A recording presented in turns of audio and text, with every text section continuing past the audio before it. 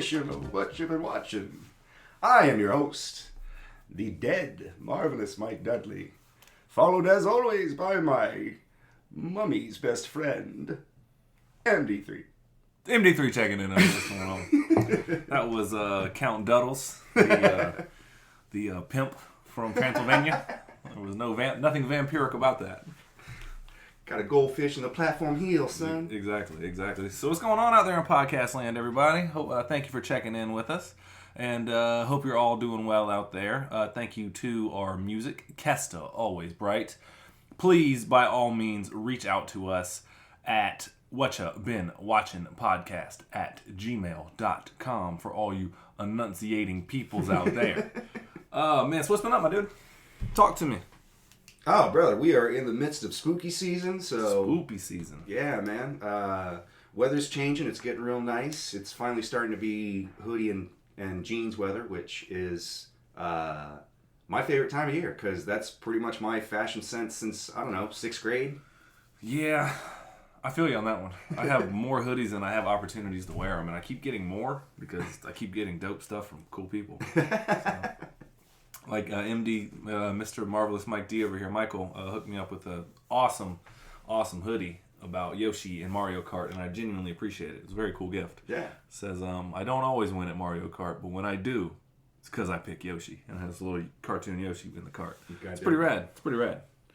Oh, man, so here's the $1 million question. Above everything else, what you been watching, my guy? This is the reason why everybody tunes in. Oh, man, been on a movie kick, trying to watch scary movie every night for the entire month of October. How's it going? Have you missed any nights? Of course I've missed some nights. Yeah, there's some nights where you're just, you're too tired, it's too late, you're just like, you know what, I just don't feel like starting. Like, I want to watch something fun.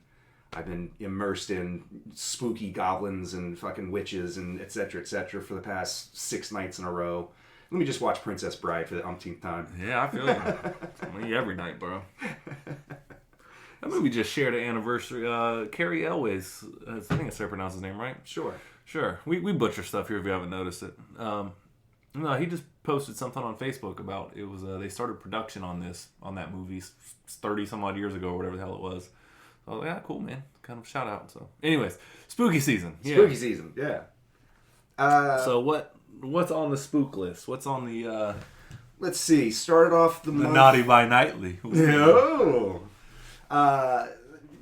Start off with Bride of Frankenstein and some of the classics. I think last one we talked about, I had watched Dracula and the original Frankenstein.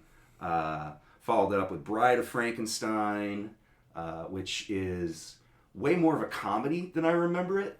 Oh, really? Yeah. There's some out and out hysterical stuff in that movie. I mean, it's basically it's the entire plot line of Young Frankenstein.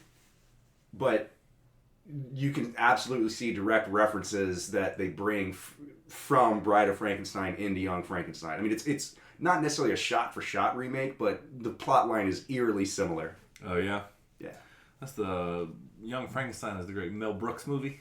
Yeah, with Gene Wilder as Young Frankenstein. Yeah. But doctors, look at these knuckles. Such a good movie. Right. Such a good movie. Anyways, you say you got a bunch of them, so rattle a couple off, man. We got to review these as well, so we can come into a top spoopy. Okay. I mean, Dracula, the original Bela Lugosi. What's the rating? I'm going to give it 2 3/4 Van Helsings. Oh, see, that was an opportunity for you to bring the Count accent back and go 1, 2 Van Helsings, 2 1/4 Van Helsings. All right, take 2. Anyways. Yeah, I mean, again, it was fun. It's seeing what they're doing for as early as they're doing it. You see all the tropes and the ley lines of future movies to come being laid down. So it's just sort of interesting to see the origin of that. Bride of Frankenstein. What's the review? That's going to be. I'll give it 4 lightning bolts. Oh, that's a fair amount of lightning bolts. It's not Highlander levels. Highlander levels. I challenge you at home if you fancy yourself a drinker. You take yourself a shot every time you see sparks in the movie Highlander. Oh my God. You'll be hammered. It's like F words in Scarface. Just take a sip of beer. And I don't do liquor, you'll be dead, but take a sip of beer every time Scarface cusses or you see sparks in the Highlander. You will die. You will die. So, anything else you've been watching, man? It's been a while. Yeah, let's see. Been watching, saw the new Werewolf by Night. I have not. It is football season. Right. I'll get into what I've been watching because I'm going to talk shit on my Okay. podium over here for a minute. But go ahead. Oh, okay. Werewolf by Night, though. I've heard really good things about it. It is. It's a fun little jaunt. It's basically the story of a group of hunters coming together to hunt down this demon, this man thing, and whoever basically wins the hunt gets to now be the leader of the group and inherits a fortune and all this good stuff. But it's got Gael Garcia Bernal as one of the main characters.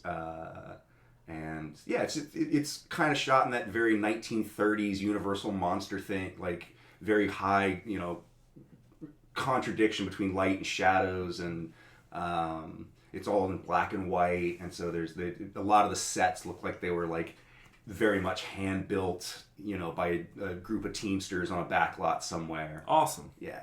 There's a little CGI flair in there, but they, for the most part, they either blend it really well or they keep it really, really simple.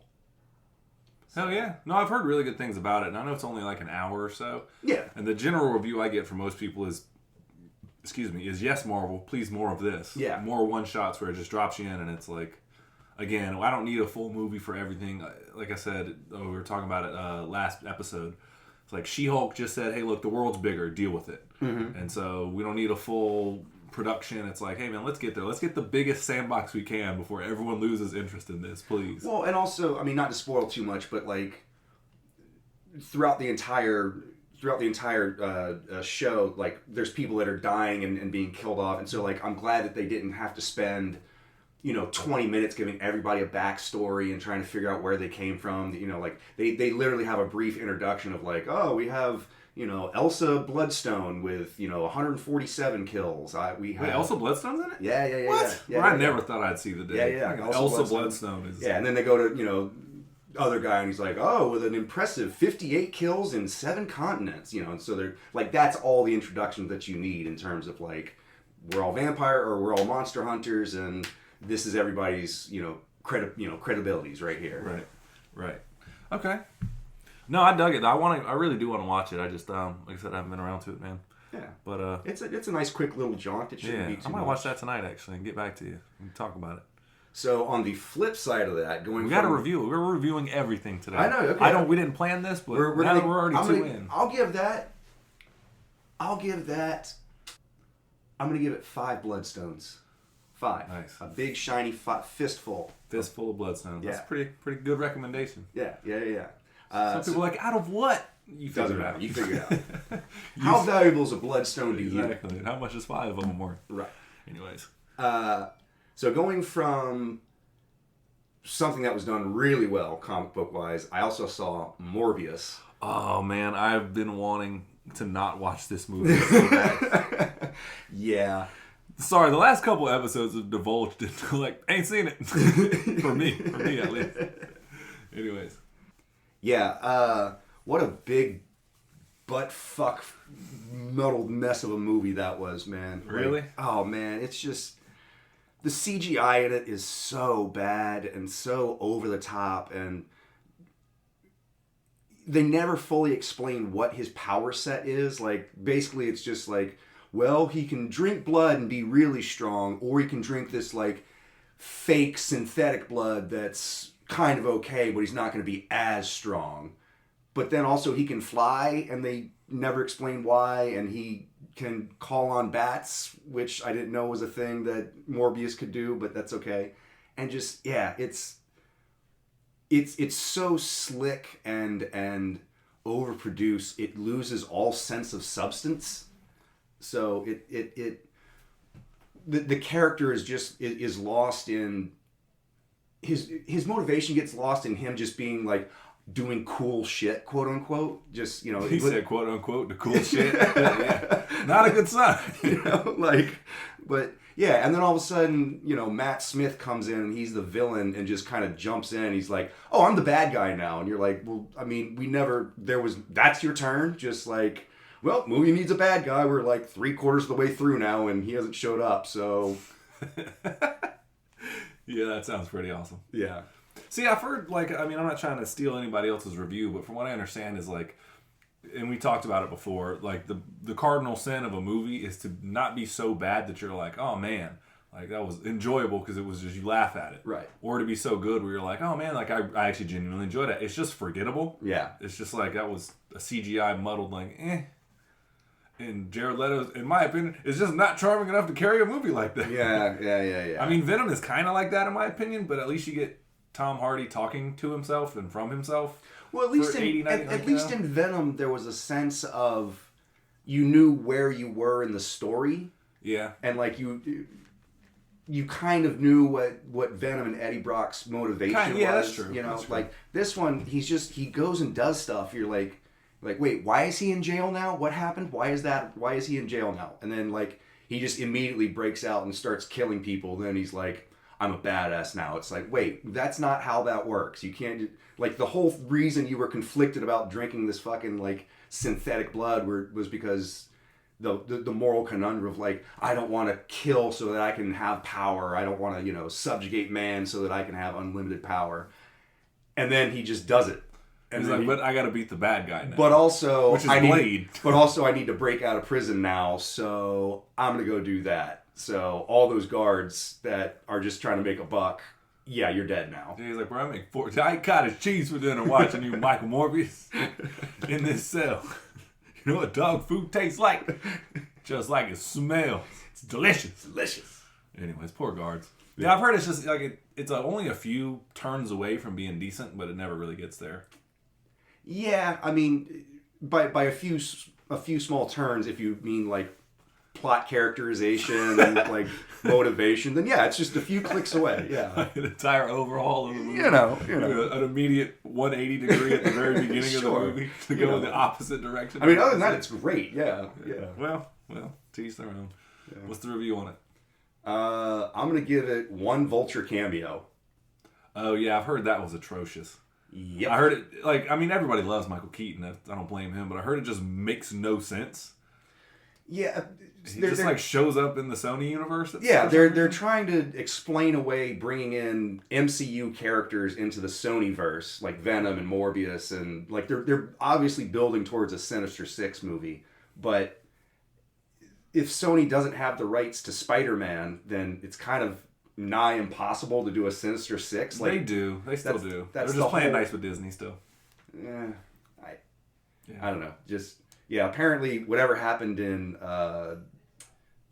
Spider-Man Far From Home, the world's encouraging and everybody forgetting Spider-Man's name and playing with all of that apparently has opened up a rift across all the multiverse. Yeah, if you know Spider-Man, whatever. Who cares? And then Sony's like, oh, we'll take that and run with it. Yeah. Thanks. Yeah. We'll beat this idea into the ground. Oh, man. What other characters can we shoehorn into this motherfucker? Yeah. They have $1 billion I'm sorry, that's right. I apologize. They've only had, outside of Spider-Man, Sony Pictures has only had $1 billion movie ever. This is why I know random stuff all the time. It's James Bond Skyfall. Skyfall, yeah. Okay. It's the only other $1 billion movie they had. Everything else has come close, but not quite. And then Spider-Man came along, so they're like, we will ride these coattails in whatever way we can. So, yeah. Shoot your webs all over my face, neck, and chest. Yeah, exactly. Oh, man, so what else? Yeah. Let's see. What else? What do you want to pick? Well, I'll come back to it. Remind me about a certain comic book trailer that just came out. Okay. But while we're on the subject of it, yeah, go ahead. Let's see. Other than that, well, I got one that I've seen, but I got kind of in depth on it, so let me come back to that one. If only you had a platform where you could go on rants about movies that nobody's thought about for decades, and you could just talk about it as freely for as long as you want, maybe. Well, Damn. but let me come back to that one. It's called building anticipation. You don't want to give it all away for, you don't give away the main event. I see. When everybody's still getting popcorn. Damn, but still, if only such a platform existed. I know. Anyway. So, I did see the new Hellraiser, the new Hulu exclusive Hellraiser. I did too. Yeah. I'm pretty far into it, but I was trying to finish it today, but I didn't get around to it. But I have a pretty good idea of it, though. So I was always a huge fan of the series. Well, more so the first and second one than the subsequent ones. It's sort of diminishing returns after the second one. I think all horror movies at that time kind of have the same thing. Like, Friday the 13th and then 2, 3. Like, it just gets exponentially worse the longer the series goes. But it kind of brings its own joy to it as well. Yeah, like, I think that like, if you look at something like Nightmare on Elm Street or Friday the 13th, like, essentially it's just how many different ways can we kill teenagers, but on a smaller and smaller and smaller budget. And I think Hellraiser went wrong in terms of it kept trying to expand the lore and go deeper into more weird places and, like, historical canon and stuff like that eventually people were just like, I just like the Ceno-Bites. I just want to see them doing weird fucked up shit. Yeah. Yeah. I don't really care about, like, where the box came from and what the lineage is of the box maker and why this all ties into this pseudo-religious, like, I don't care. Just, yeah. I just want to see people get melted. Can we just do that? Yeah. Yeah, so what'd you think about it, though, man? What's your thoughts on the old Hellraiser? Again, I really like the aesthetic. I really like the look of the updated Ceno-Bites. I really like... it has this very... very gothic feel to the movie. I think it loses a little bit of that in the editing, just because. I was just about to say. Yeah. I think the editing's a little bit too snappy for its own good. There's some certain shots where, like, I understand it, like, the finale takes place in this house that's made to look like the famous puzzle box from Hellraiser. And so there's all these twisting corners and blind alleys within the house. So I get that it's supposed to be confusing, but just from the way it's edited, you have no sense of direction. You have no sense of where you are physically within the space. And that's not really conducive to following for a story. It makes it very difficult to understand, like, well, if I'm here and I know the Cenobite is there, then that's how I make the connection of where the danger is, Yeah, no, I could see that too. I that's pretty much where I'm at right now in the movie, and it's just kind of like, I don't know what's going on here. I will say this though, I've enjoyed it thus far. I'm not gonna try to judge too harshly. I will say I have seen, like, my friend John was a big Hellraiser guy, and his brothers were mostly, and so I've seen them. They never were really my cup of tea. It was just kind of like all this gothic, like, big, like, talking on a pedestal about your pain, how it's pleasure, and I was just like, I don't really give a shit, man. Yeah. It never really, like, it's very psychosexual gothic. Yeah, it really was, and that shit's just like 80s, like, fucking Flock of Seagulls bullshit. I don't know what's going on here. I don't know, man. Maybe a bad analogy, but you get what I'm saying if you get what I'm saying. Right. As Danny Brown says, do you understand what I'm saying? But I don't know, man. I will say the editing in this movie, man, whoever lit it did in my personal opinion, a shitty job. Yeah. I couldn't see what the fuck was going on. It was so dark. Like, I don't mean like in tone or anything. Like, it's visually, I could not see shit. Yeah. Like, and then it was like they hugged somebody, and then, like, they were so well lit, and then it was like the second there was action going on, anything in the background was lost, just muddied. Like, there was apparently a dude in the walls who, spoiler alert, there was a dude in the walls, like, trying to give him this box, or, like, trying to use the box to have it to transform or whatever. I couldn't even see the dude. I didn't even know there was a guy there until I turned the subtitles on, and the lady's like, there was a man in the walls, and then later you see his eyes well lit, and he's, like, peeking through, like, what up? On some crackhead shit, but, like... On some crackhead shit. I live in the walls now. I live in the walls now, baby. But yeah, I was like, man, I can't really follow this movie, so... I mean, it was cool, but I'm going to finish it because I only got, like, 30 minutes to go. Right. But, I wasn't, like I said, it didn't really, like, rope me in as, like, oh, man, like, I see why people love this franchise. And even then, like, the first hour, nothing happens. Like, there's, like, chains rattling and stuff, and then it's, like, you don't see any, like, horror kills. You're not like, oh, my God, it's so graphic. Like, Well, you get one in the very, very opening minutes of the movie, but then it's it's another really, like 30 minutes before you get more than anything else. Yeah, I mean, it's you don't really see it. My point is, you don't really see anything, and it's like I don't really get the appeal of it's like I'm not frightened because it's Michael Myers in The Stop that he's this unstoppable predator, and no matter how fast you run, he is always like right. You could be camping 10 years later, and it's like all of a sudden, I've been walking this whole time. Like right. So you don't get that feeling of being a prey. You're not a predator. It's not like overly like atmospheric in my opinion. Yeah, it's not. It's just kind of. It tries really hard to build the ambiance of scary tones and mood lighting but it just kind of falls flat. Yeah, it's not really that atmospheric in my opinion. Yeah, and it's just like so I don't get like the Ceno-Bites look cool or whatever, but like they kind of look a little glossy and like you don't really get a good look at them except for Pinhead. Right, and it's kind of like all right. Like, well, and the first one was known for being so ahead of its time in terms of the gory special effects and what it was actually willing to show. And then in this one, it's just not even that. It's not that gory though. Yeah. And I'm not like a big gore guy personally. Like I don't really like smut films like that. Like I couldn't watch. Like I watched Hostel once, and it was just like, all right, this is a smut movie. If that's your thing, cool, but like it's not for me. I get why it exists. It was kind of a callback to like these overly graphic. Yeah, it's torture porn. Yeah, and so I'm not saying it needs to be like that, but like it's not that either. Like I don't know what this thing's niche is, you know. Mm-hmm. And so like the kills aren't that good, and it's just people like oh. I have chains on me, and then they come up and they do some weird shit. They put something on your tongue or something like that, or they pinhead you, and it's just it's not that cool. So it's like, what's the appeal here? Is it just the gothic, like operatic, like a little bit? But it misses the mark on that too. Yeah. In my opinion, I'm not trying to shit on the movie, which I kind of just did. But, well, I mean, just my honest opinion, though. No, I all the things you're saying, I agree with, and I am a fan of the franchise. So I think it makes a really, really valiant attempt to sort of recapture that. It just kind of falls a little short. Yeah. Not tragically, you know. It's not so bad that it's unwatchable, but you get glimpses of what they were trying to do and the scope that they were going for, and it's just like, oh, you can't reach that. You can't. Your reach is exceeding your grasp. Pretty much, yeah. And I just remember like in the first Hellraiser, like again, they watched them a lot. That was a big thing at the Shuck household was the Hellraiser films, and it was always every time I remembered it was Pinhead standing, and it was a backlit him being standing on some kind of altar or pedestal or somewhere. He's the highest point in the room. It's backlit and there's fog, and he's giving some grand speech about some shit. Yeah, that's like fucking everything that I was like, which I'm not wrong in recalling. That's a lot of the movie, but like, and it was just never like my thing. So I mean, it's cool. I'm gonna finish it, but I'm not like. Again, if it's your thing, cool. Like, you know how I am. Like, love your shit. But, like, to me, I'm not, like, so captivated of, like, oh, man, I forgot what makes this series so great.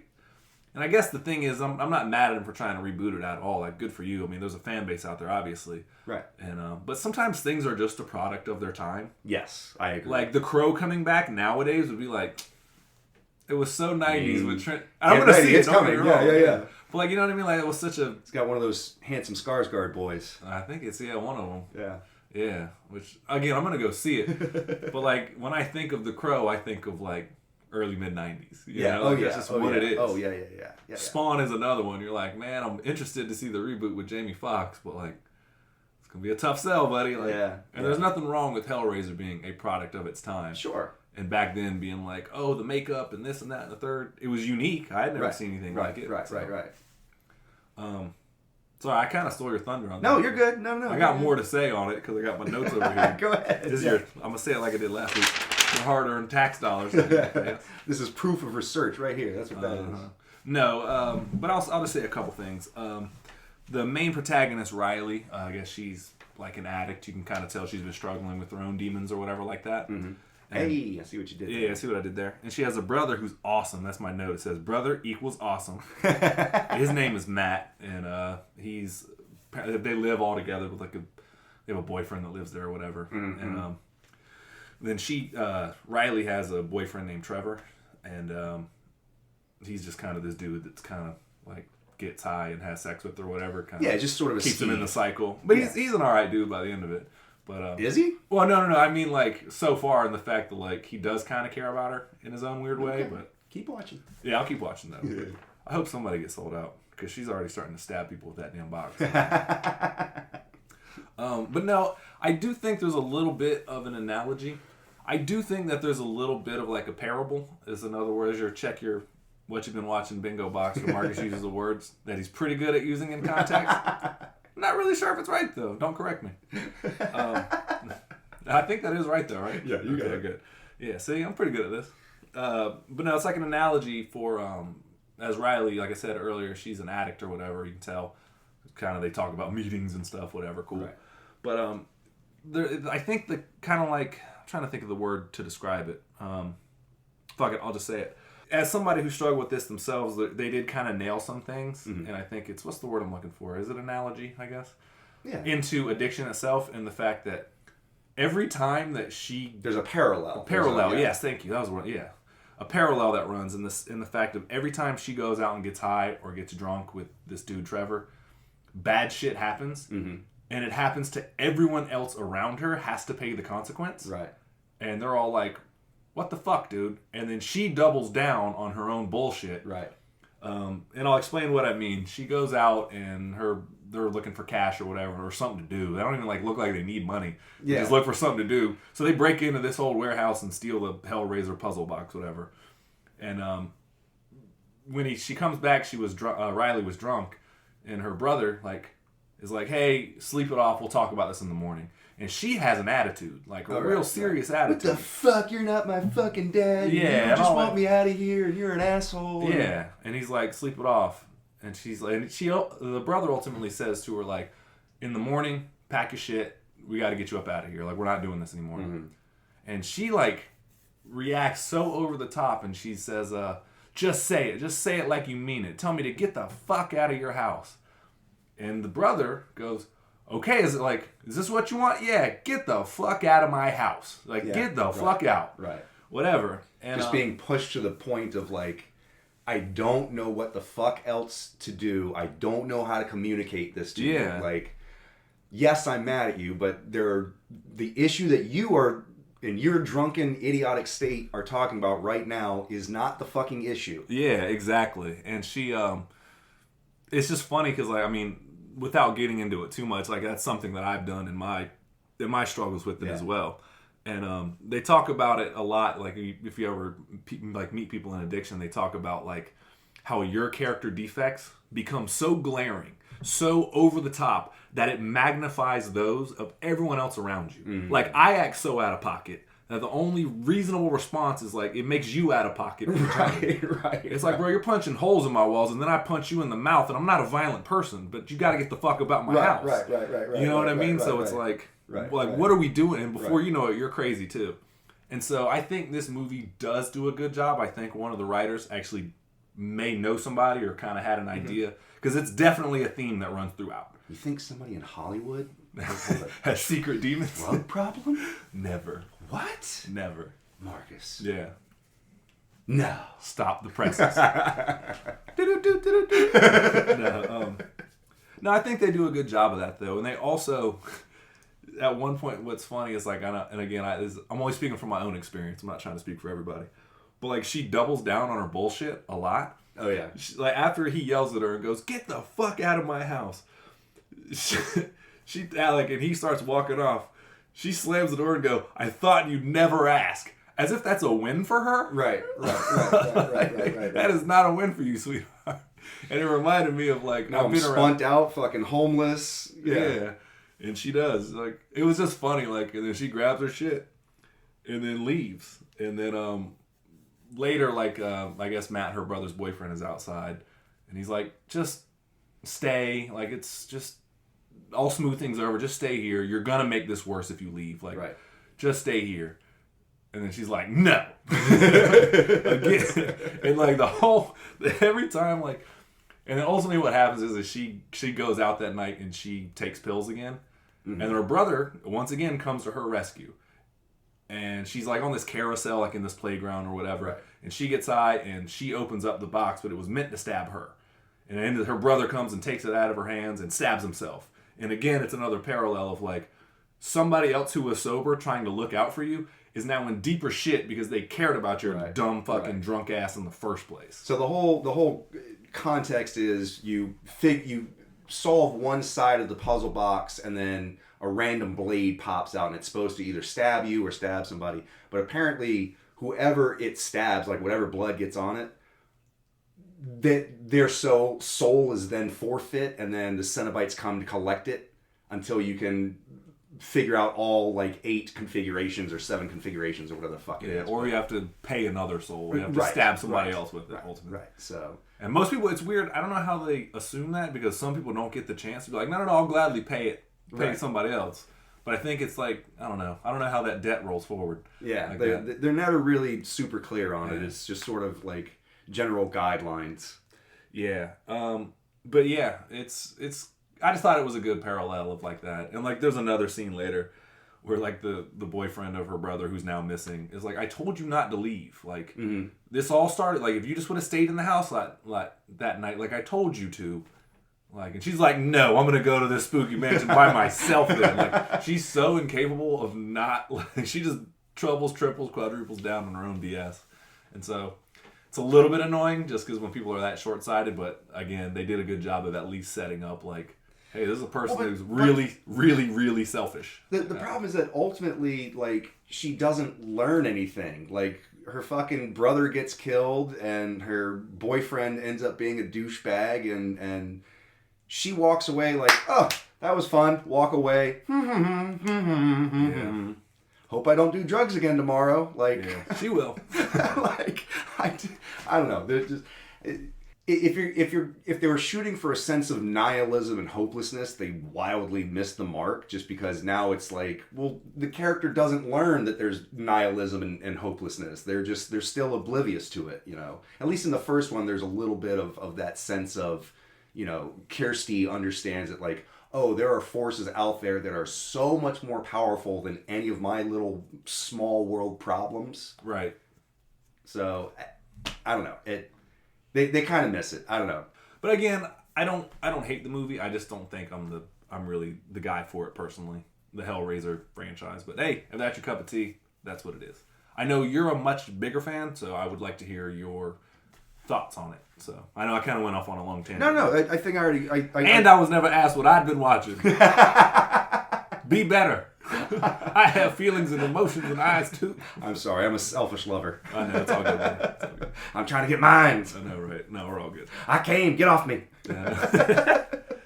Yeah. Oh, that's awesome. Other thing before I forget in my notes, I hear lots of shots of boxes spinning / whirring.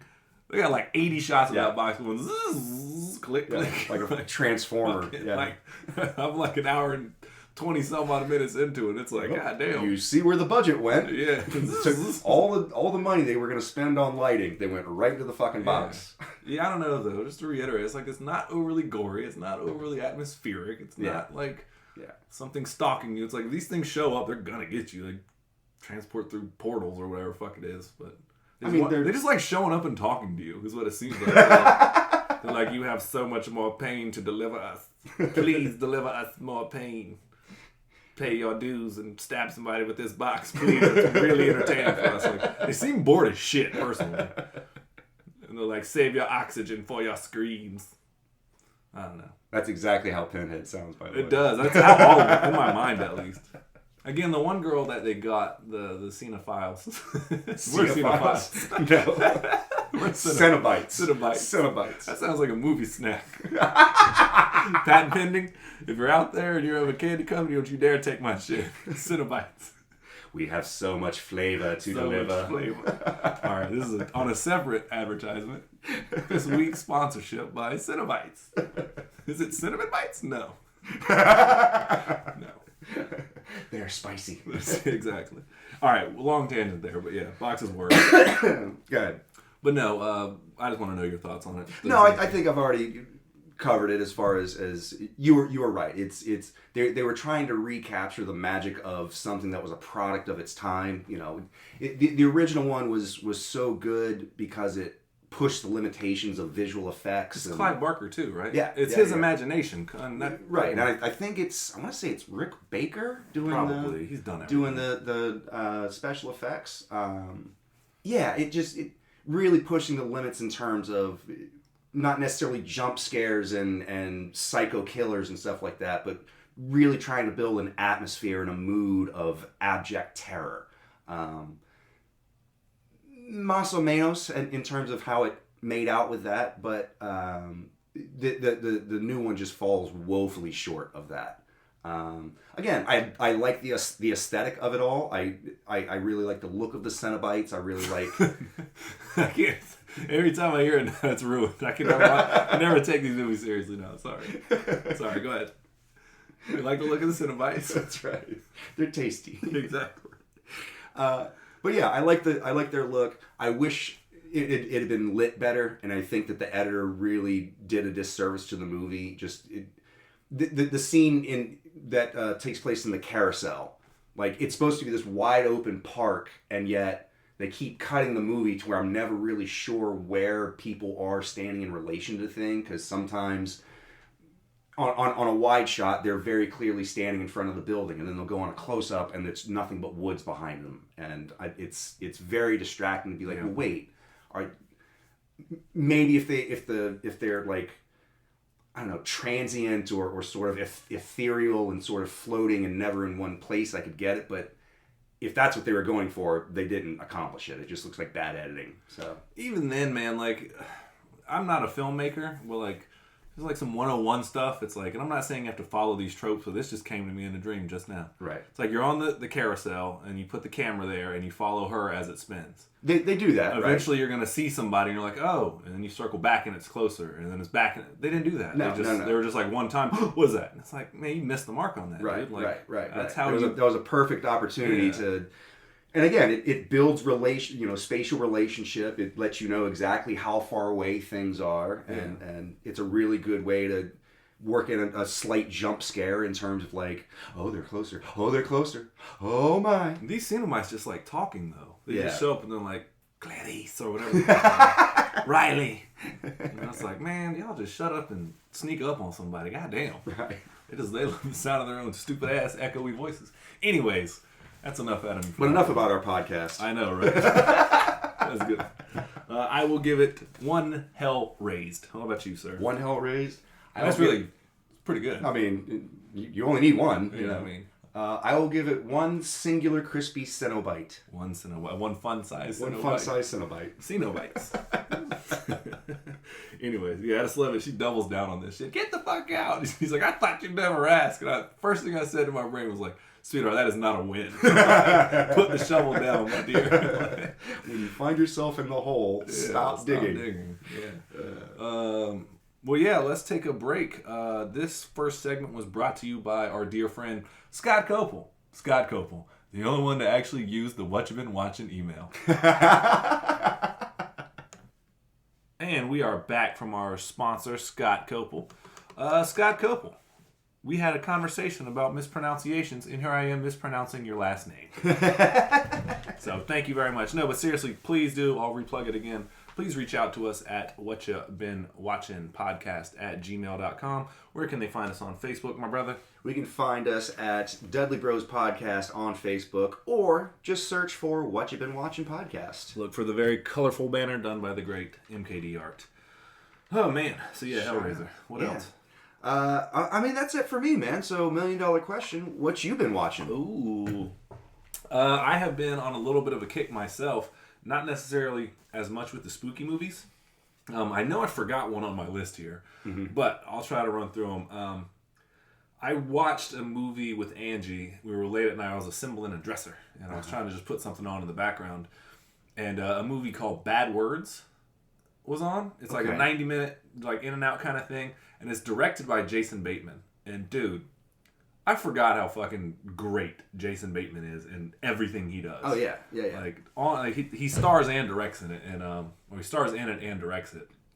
And it's about this like 40-year-old dude who re-enters a spelling bee contest and just dismantles these kids. And he just runs it, and he meets a friend in the most awkward of places. But if you've never seen it, it's got Catherine Hahn in it as well. So it's great. Wonderful Kathy Hans. Yeah, Agatha Harkness herself. That's right. Yeah, The Lady and Step Brothers, which is an incredible movie. Derek's wife. But no, it's a really funny movie. Again, it's 90 minutes, and you just watch Jason Bateman just talk shit to these kids and just fuck them up. Talk shit to their parents and just insult them in the most creative ways I've ever seen. And he's such an asshole in this, but kind of like self-righteous and justified in a weird way. Okay. And he portrays a genius. Like, so he's just a really smart dude. I won't get into the reasons as to why he goes on this quest of joining a spelling bee, because actually the reveal's actually kind of touching in a weird way. Okay. And it kind of makes you hate Jason Bateman, because you're like, how can you be this good? I mean, you're in Silver Spoons. Like, you've been doing this for so long. Like, you forget, like... You talking about Silver Spoons, Jason Bateman? He was in there with Alfonso Ribeiro, son. You know about that. Carlton himself. Yes, sir. But he's been doing it for so long that you forget the, like... You know, most... To quote the great Vince Vaughn, it's like most pitchers, they got the fastball or just the slider. This dude, like, you're exhausted hanging out with this dude. He's got so many different looks, like behind the camera, on camera. His comedic timing, in my opinion, is unlike anybody else's. Like, he's so good with it, man. And it's so uniquely his. And he can flip it on a dime from being, like, really dramatic to just... He does have a really wide range, and... It's natural, too, though, man. It's almost... His comedic timing is almost sort of like a proto Ryan Reynolds. Just kind of. acidically sarcastic. You know what I mean? Like, he knows how to exactly cut you in the fewest words possible. Yeah, I would say that's pretty fair, actually. Yeah. But he... And that's just one aspect of what he does in this movie. Like, in other roles, he's way more subdued. Like, in the movie Extract, like, he plays a really subdued guy, and he's still really funny in it. Still have not seen Extract. It's a Mike Judge movie. But anyways. Nice. Yeah, Bad Words. I recommend it. It's not a Halloween thing, but, man, if you haven't watched it, please do. It kind of sounds like... You remember the old Johnny Knoxville movie, The Ringer? Where Johnny Knoxville pretends to be... special needs so he can get in the Special Olympics, and then by the magic of love and understanding, he's forever changed. Not quite. Okay. Not quite. No, okay. His reveal for doing it is way more... I couldn't say more selfish, but it's pretty fucking selfish. But it's justifiable in a weird way. The way they justify it's kind of cool. So, okay, cool. So Bad Words. Yeah, Bad Words. Check it out. I would give it 1 golden quill. How about that? Ooh. The Golden Quill Spelling Bee. It's a reference for you. The other thing I watched, and I'll kind of jump around a little bit here before I get into the horror stuff. I watched Oh Brother, Where Art Thou? What a great flick. Fucking great movie, dude. Talk about fast dialogue. Oh, yeah. Holy very shit, snappy, man. And very witty. Like those Coen brothers are going somewhere. Let me tell you something. They might be a pair to watch. I expect good things from them. Up and comers. You know, the young up and coming, heretofore unknown Coen brothers. Yeah, no, man, that movie is so good. And I know people that like rock and roll. It's going somewhere. Duty Cox references.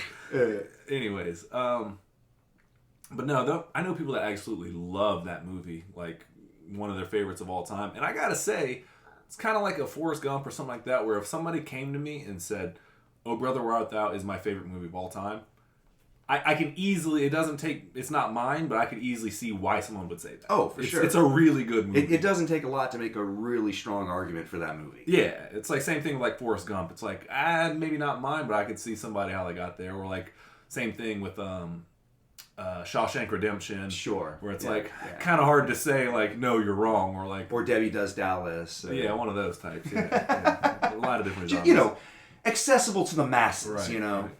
But no, that movie, man, it's a really good movie, and I hadn't seen it in a while. And John Turturro is just awesome. Talking about the Toots? Underrated performance of the century. Johnny Turturro, man. Give him all the statues. And Blake Nelson is the other guy that's in it, right? Tim Blake Nelson. Mm-hmm. He's awesome in everything too, man. He's Buster Scruggs himself. Yeah, he's awesome in The Watchmen as well as Mirror. Oh, the HBO series. Yeah. He's awesome. Not the movie, the HBO series. Yeah, he's awesome in that too. But yeah, John Turturro, man, he knocks it out of the park in that. We thought you was a toad. Do not seek the treasure. Yeah, dude. So no, and quite frankly, that soundtrack for being as not contemporary. What's the word I'm looking for? Anachronistic as it is.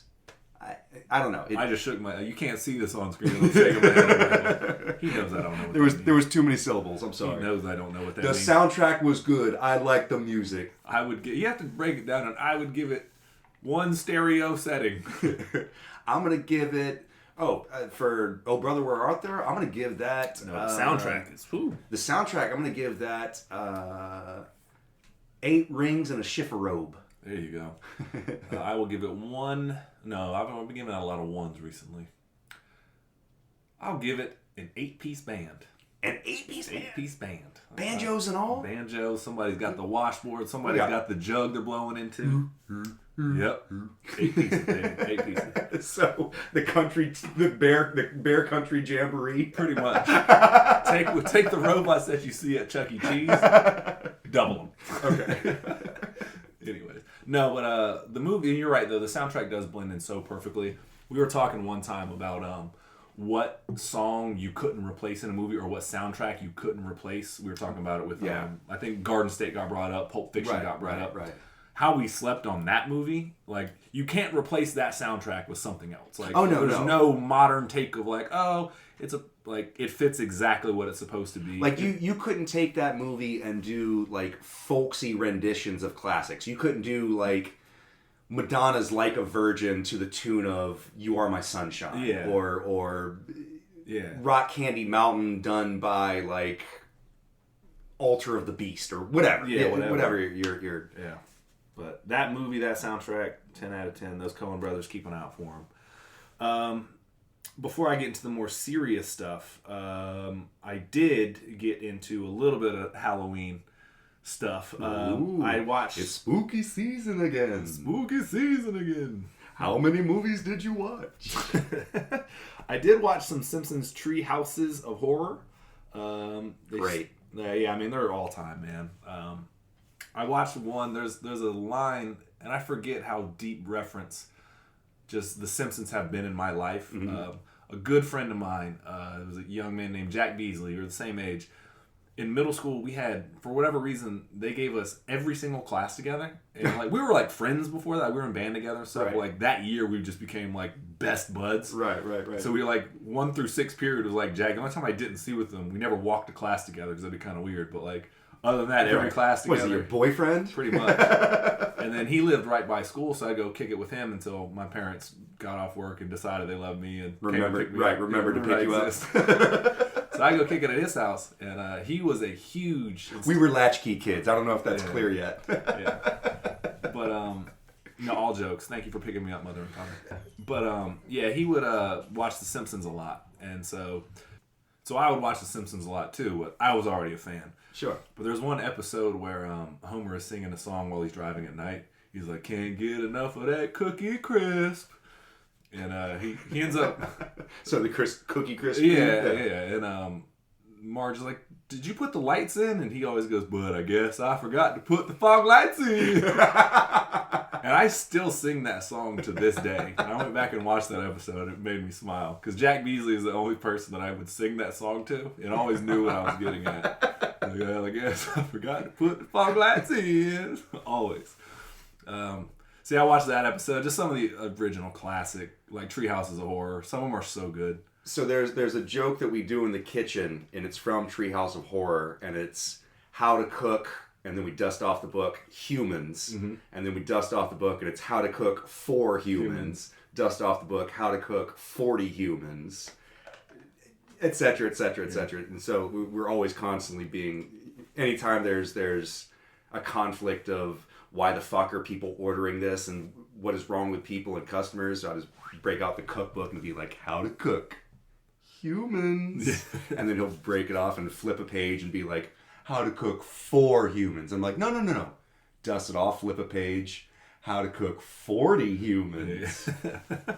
Good.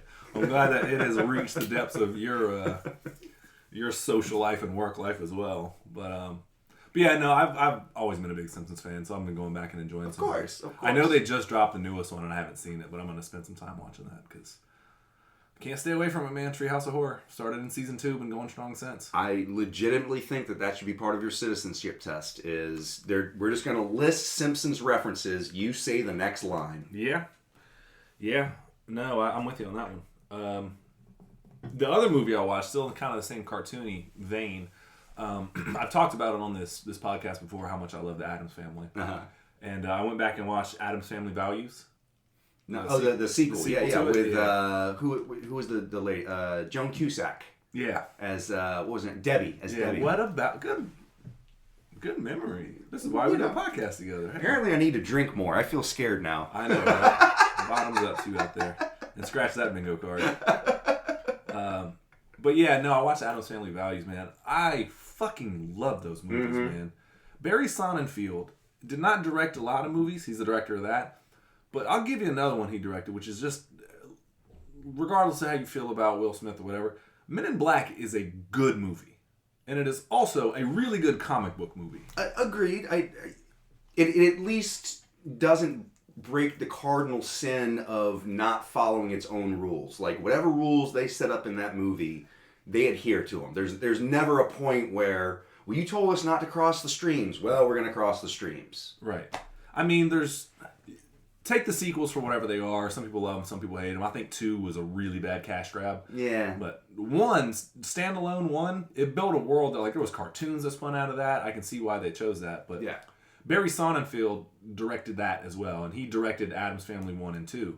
And, man, those movies still stand the fuck up, man. Both of the Addams Family flicks, man. Values is one of... I think Matthew or somebody was telling me that they think the sequel is better. Somebody online was like, it's the best sequel of all time. Like, I don't know about that. But it's a pretty damn good sequel. You get to really dive into Wednesday and who she is, because the kids go kind of off to summer camp and everything. Well, because Christina Ricci was far and away the star of the first movie. Like, they didn't plan it that way, but there was huge crowd reaction to, like, who's this? We love Wednesday. Yeah, no, and she, rightfully so, she owns that fucking role. Yeah. So much so that I think they're bringing her back, right? Yeah, for the new Wednesday. Or is it Anna Taylor? She gets everything now. No. It's they're doing a Wednesday origin story on, I want to say, Hulu. I think so. And Christina Ricci has a pretty prominent cameo in that. So good. Yeah. Hey, she owns it, man. So that's her thing. But yeah, no, that movie's really, really good, man. When she smiles at the end, she's like, I want to laugh, I want to play, I want to sing, and she does the smile and it freaks everyone out. That's such a good It's horrible. I don't like it. Yeah. Mommy, what's wrong with her? She's smiling. Yeah. We cannot break bread with these people. Right. They burn everything. They literally light people on fire. They tie the girl to the post and are about to burn her alive. They don't show her not do it. They show her light a match and then they burn everything to the ground, man. I'll tell you one of my favorite things that I love about that movie is Raul Julia. Well, Raul Julia is amazing in that. I want to have the relationship that he has with Morticia because just all she has to do is speak French, and I'm like, I love you. We should make sweet, passionate love, and she's like, yeah, we should. We should. Yeah. Anyways, but also Angelica Houston. Oh, she's I so don't know if you ever rewatch that movie and pay attention to her lighting. She's always moving like. She never walks, she glides, okay? And wherever she shows up in a scene, she's always in silhouette except for her eyes. Yeah. Her eyes always have this band of light that go across it and makes it look mysterious and ethereal and spooky as fuck. But attractive. But it always follows her as she moves. So as she moves through the space, the rest of her body is in silhouette, always except for the eyes. And that's just brilliant lighting work. That's somebody who really understands what the mystique of the character is. And it's fucking brilliant. I mean, yeah, we've mentioned that on the podcast when we talked about the Addams Family before. But did we? Yeah, we have. We talked about the first movie. But it's all... Everything you just said. Welcome to what we do. We repeat ourselves in real life a lot. We already had this conversation. Off mic, we'll have this conversation again in a year. But no, they really do a good job of that, and they continue that in the second movie as well. And then Christopher Lloyd. He had just had a birthday, like really recently, like a month ago. Or not even like, by this comes out, it'll be about a month ago. Okay. But like as of today, it was like a week ago. Well, shout out to Doc Brown. I give it a... Fucking legend. 1.21 gigawatts. There you go. Boom. See what he did there? Yeah. No, he's incredible too, though, man. His Fester's really good. I do like the scene where Angelica Houston goes up to Joan Cusack. Her whole thing is like she's seducing Fester and she's gonna murder him for his money. Yeah, it's a gold digger plot. Yeah, it's a Black Widow thing, whatever. Whatever. Not the Marvel movie, but like an actual Black Widow. Yeah. And she goes up to Joan Cusack or whatever, and she's like, "You have seduced him and cast Fester into a spell. I respect that. Or it's a sexual spell. I respect that. But he is our family." The way she delivers it was so funny. She goes on about how like she's casting him into this spell and she's a witch that is a concubine of the heart or whatever like that. And she's like, and I respect that. But Raul Julia is just the shit, man. Like, rest in peace, dude. Oh yeah. He knocks it out of the park as Gomez. Like, that whole movie is so perfectly cast. It really is. Like, and it's one of those things. The look of the movie totally fits. Like it looks like it was absolutely just directly ripped out of the TV show, and they were like, "No, whatever you see on screen, the staircase, the house, that's what we're gonna do." I wish they do it in the first movie a little bit. I wish they would have spent a little more time with the house being alive, like you open up the door and it's always yelling. They do it a little bit in the first one a lot. The bearskin rug that's always like biting people. Right. Yeah. They don't do it as much in the second one, but the house, I know it's kind of played out, but it really is a character in itself in the show. Yeah.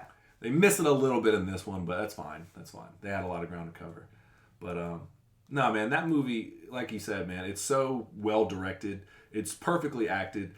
The way that like silly shit will happen, and it's like a cartoon, and like the only explanation you need is like, well, they're the atoms. Mm-hmm. Like, that's what it is. Even when the baby is born, like, all this silly shit happens.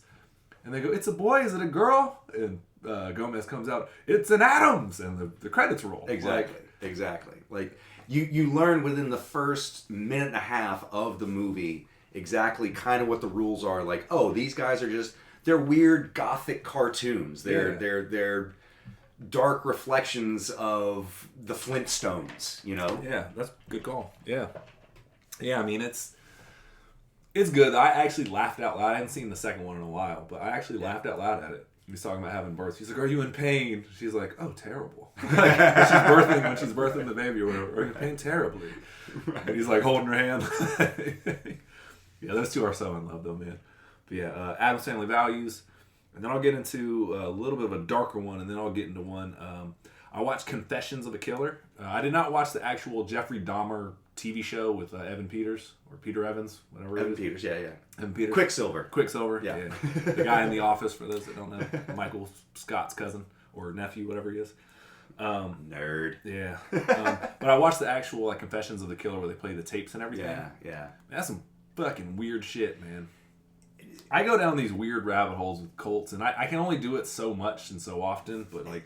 I'll be honest with you, man. Like, I can watch a lot of shit, like, some of the most graphic, horrific things, special effects-wise, but stories like that, those are the ones that give me the heebie-jeebies. Like, it really upsets me to watch stuff like that, because... At least with like American Werewolf in London or Dracula or Human Centipede or whatever, like I can separate my mind from, well, it's a work of fiction, like it doesn't matter. This is somebody's creativity brought to light. And I can sort of find enjoyment in that. Watching documentaries about serial killers and then he carved up the bodies into 48 pieces and fucked them all in their ear holes. And I'm like, I don't need to know all that. That's the shit, like, it's too real. Yeah, no, I'm with you on that one. At least they don't go, "And he's still on the loose" at the end. Right. Like, for me, I mean, I was born in 86. Like, it was like this was going on, and like he got arrested in 91? Yeah. It wasn't that long ago. Right. It feels long ago now that I think about it, but like, yeah, it wasn't that long ago. For me, at least. Like, sure. It's in my lifetime, you right. know. Even Ted Bundy and stuff, it was a little bit before me and all the other stuff. But yeah. Well, and then Eileen Wuornos, and then the school shootings, and then yada yada. Yeah. Like, that's I can't watch that because it makes it way too real. Like, I already recognize that I live in a scary as fuck world. Yeah. Like, I want to watch movies to escape from shit like that. Yeah, I get all that. I just go down a weird rabbit hole sometimes as it becomes super interesting to me. And I don't mean interesting in the sense of a lot of people do, where it's like I'm fascinated with this person. Like, I don't know. It's just I like to hear the story of like where they went wrong, and I like to see the progression of like them getting caught mostly. I think because forensics. I mean, even like back in the '90s, if you look at forensics today and back then, you're like, oh, not a fucking chance. Right. And I didn't realize that like it exposed a lot of. I mean, surprise, surprise, but like it exposed a lot of racism and stuff in the police force that was going on in Milwaukee at the time. There was a kid that literally escaped from Dahmer after he had a graphic warning for everybody. He had a hole drilled in his head and poured acid into him. He escapes, and then these two young black ladies were out there, like two young women were like, do not let this, talking to the police officers, do not let this guy go back with him. Right. And because Dahmer shows up and he's it's like, oh, he's my boyfriend, he's my lover, and they just release him back to him. And a lot of that has to do with the homophobia of the. I mean, this was in the midst of the AIDS scare, and so people were so hands off with gay people in terms of like, well, I don't want anything to do with any of this. Yeah. But the problem is like all the recordings of them later on dispatch were like, oh, and the Asian boy, we sent him back to his lover. We're gonna go back to the station and delouse ourselves and this and that and the third. And it was like, ugh, not a good look, man. Yeah. So. But I'm glad that doesn't exist anymore in the police force. Yeah, seriously. But, so I mean, I'm not saying anything good came out. It's not. Don't walk away saying that. But it was interesting in the way that like it kind of opens up some things and it kind of paints a bigger picture, and you get to hear some stuff like it's the actual conversations that somebody had. Yeah. It's like him actually speaking. The only part that does suck that I don't like about this, and people talk about this with like Ted Bundy and stuff, where they're like, "Oh, he was so cunning and clever," and it's like, no. He tricked women. Like, that's not... Right. He pretended to have his arm in a sling and then knock somebody unconscious. Like, that's not like, I'm some cunning, clever, like, debonair, like, super spy bullshit. Like, yeah, it's like, he's not some super spy, like, fucking seducing women with his pure, like, mind games. And he's some, like... It's not like that, you know? He was tricking these people. And, like, playing victim and shit like that. And it's like, whatever, man. And so I feel bad for the victims, because people sit there and they hold these guys in esteem, and like these guys are getting documentaries about them and shit like that, and like really they try to at the end of the Dahmer one I was watching, like I want to just give a shout out his first victim, Stephen Hicks. Like we should remember that guy far more than we should give any credit to these fucking assholes. I agree. They're the fascinating part. They're what hooks you in. So it's like, oh sure, it's in a weird way, it's almost about the fascination of the body count and like the gory details, and in a really weird,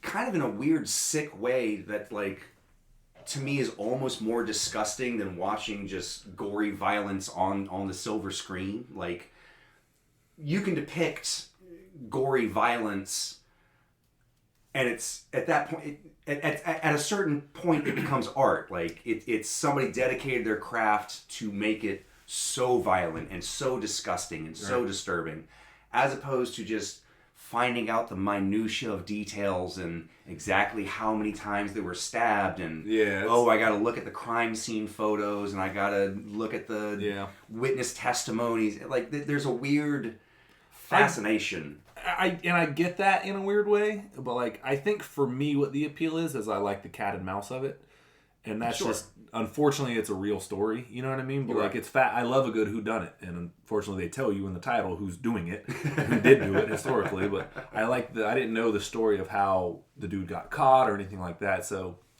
I feel bad for the victims again, because like you know these people were real people, but.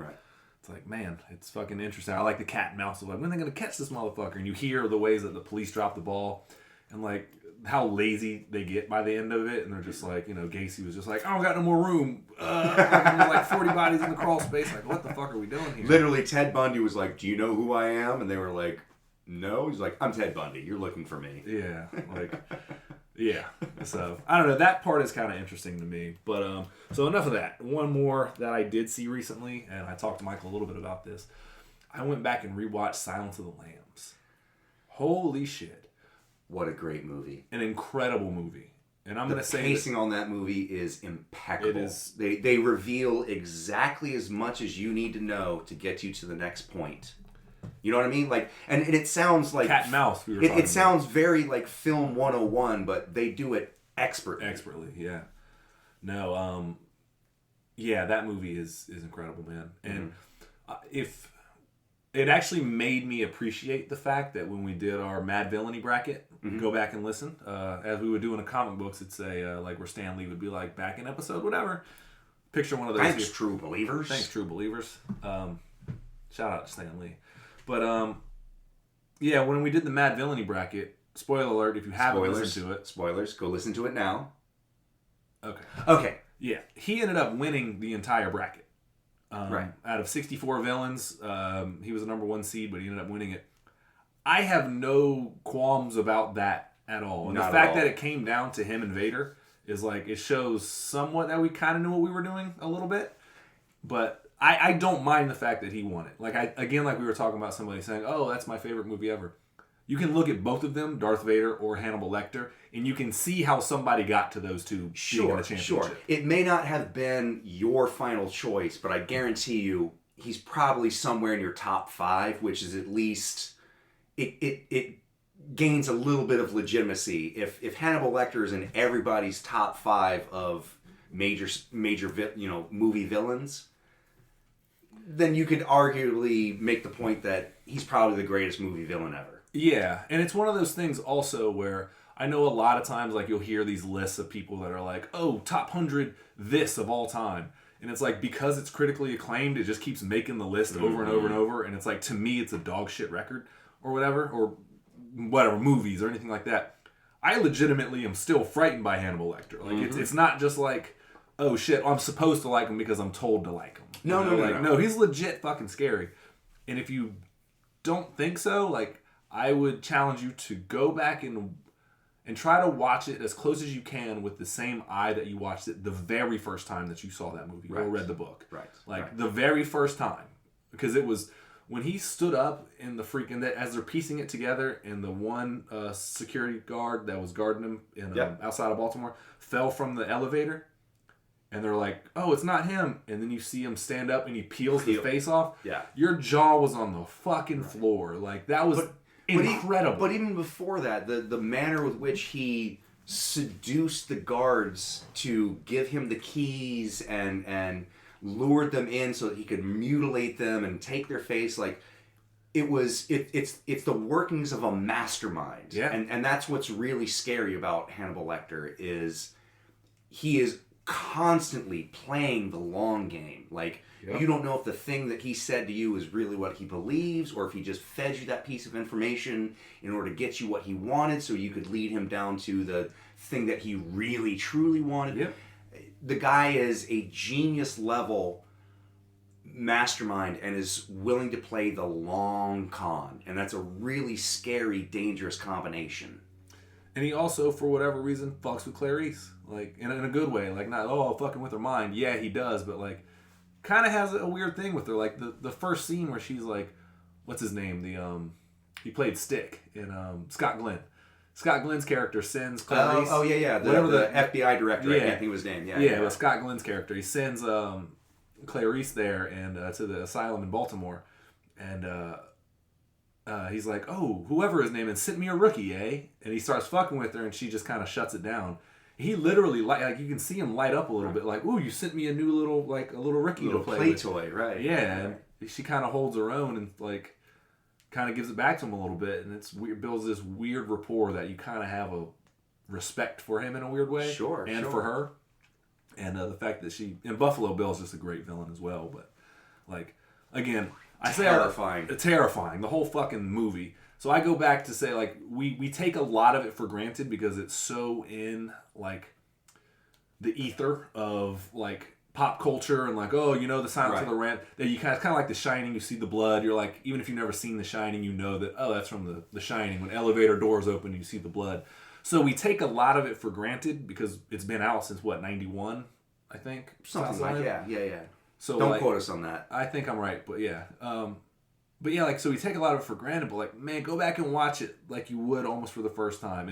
And if you fool yourself into it again, I guarantee you'll be like, this is a fucking terrifying film. I would agree with that. I think the main problem with watching that movie in a contemporary setting is that it's so ingrained into the genre or so ingrained into the movie culture that we all sort of know the tropes, we all sort of know all the beats, right. You know, like the movie doesn't really have a lot of surprise now because it is so good that it got parodied to death, right. And brought up, you know, time and time again. You know, like Seven is basically just a weird twist on that tale, or even to a lesser degree Saw or something like that. Yeah, you know, yeah. Like that was a movie that changed the genre so inherently that everything else after that is going to be based on it. So you almost have to watch it with fresh eyes and go, let me imagine that every movie I've ever seen since that point didn't exist. How does this change it? Yeah. You know, and it's really, it's brilliant. It's Jonathan Demme and who's the director? Was it Jonathan Demme? I think so. I should have Googled that beforehand, but yeah. No. Anyway, we're going to say Jonathan Demme, and you can just send in your corrections. I think you're right, though. Send in your corrections to whatchayou'beenwatchingpodcast at gmail.com. At we'll get around to this soon.com. Hashtag care of Marcus. Yep. But no, it's also, and I know it's played out, like, just obviously, we all know it, but like Anthony Hopkins' performance is so brilliant. If you've never noticed it before, initially just watch for him blinking and watch for how few times it really is. Right. And when the first time you see him blink there's a certain line that he says and an action that happens, and it's almost like he can reset, and it's kind of fucking cool to watch. If you go just watch it for that again, you're like, holy shit, Anthony Hopkins really did knock this out of the fucking park. Like his breathing cadences and all that stuff. Like it's he's a total actor. I mean, it's again, it's a masterwork of someone who really understands the craft. Yeah. And then it builds to the finale with she's in the house with Buffalo Bill and he's looking through the night vision goggles, and there's this whole tension of all she has to do is just turn around and fire the gun, but she doesn't know. Yep. And it's literally there's someone in the house and they're coming for you. And the fear on Jodie Foster's face in that scene is so brilliant. Like she's literally like just pitch black. You can see her stumbling and shaking as Buffalo Bill's just watching. It is fucking terrifying, man. Yeah. Great movie, incredible movie. I would say that movie I would rate it a whole bag of fava beans. I'm gonna give it 6 girls in a well. 1 bucket and bone. Put your dog in the goddamn basket, mister. Yeah, she a big old fat person. Funny story. This is a quick tangent. I'll try to make it quickly as I can. Seth Green, who voices Chris on Family Guy, came to that voice because, as you all know, he's like writes skits and is a very silly guy. He's in charge of Robot Chicken. He had a sketch where it was Buffalo Bill working the drive-through box. And he's like, drive around and da-da-da-da. And that became Chris's voice. And so, really? Yeah, that's where he tells the story on a podcast he was talking about. That's an interesting origin story. Yeah, but that's the voice of Chris is, like I said, it was Seth Green in a fictitious sketch being Buffalo Bill working a drive-through window. So, yeah. Even more that it gave it. 6 cheeseburgers. Are you a big old fat person? Yeah. You get it. You're right. It's actually a pretty funny bit. It kind of writes itself a little bit. It's a pretty fucking funny bit. But anyways, to pivot off that. Anyways, doggy style. Yeah, I know. One more thing, we just got to touch on it, and then we'll get into. Oh no, we'll save that for the end. I want to ask you, what are some of your 5 favorite spooky time, Halloween time movies? They don't necessarily have to be horror movies. But now, are we talking movies that are specific to Halloween, or just movies that get me in the Halloween spirit? The latter. The latter. Yeah, Okay. Yeah. Don't necessarily have to be Halloween movies, but. Well, first off, I would have to. First off, Halloween 1, then Halloween 2, then 3 through 5. Right. I would say Alien is probably one of my favorite horror movies, hands down. it's so well shot and so claustrophobic, and then I mean you get the special effects of was that Stan Winston that did? I don't know. We talked about it. Yeah, we Googled it. Maybe. Anyway, it's one of the famous three. It's either I think it is Stan Winston. But essentially the whole movie is there's someone in the house. Yeah. But it's set in space. Yeah. And I mean, you get a great female protagonist in Ellen Ripley. She is one of the greatest.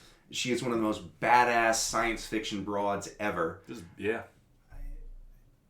Yeah, and it's horrifying and so well shot, and the tension is constantly ramping up to like a fever pitch, so that by the time she has the final showdown in the escape shuttle with the alien, I mean it's just you're going out of your mind in terms of really understanding what these aliens are capable of, and just the horror of this unstoppable force that even if I kill it, it's going to bleed acid on me or ruin my ship. So how do I, like, there's nothing that happens in that movie that doesn't pay off later.